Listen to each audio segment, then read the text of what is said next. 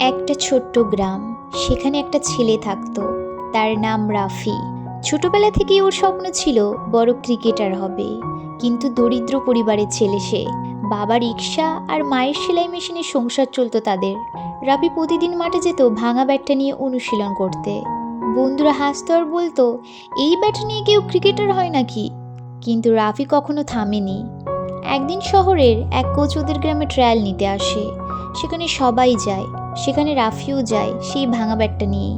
Coach প্রথমে একটু হাসলেন আর বললেন, এই ব্যাটে খেলবি? রাফি মুচকি হেসে বলল, হ্যাঁ স্যার, ব্যাটটা ভাঙা কিন্তু আমার স্বপ্নটা এখনো অটুট। রাফি ব্যাটটা তুলল, একটার পর একটা শট মারতেই লাগলো। আর তখন পুরো মাঠ চুপ হয়ে যায়, এমনকি কোচও অবাক হয়ে যায়। শেষে কোচ এসে বললেন, তোর এই মনোবলটাই তো আসল ব্যাট। সেই দিনই রাবি শহরের এক ক্রিকেটার একাডেমিতে সুযোগ পেল।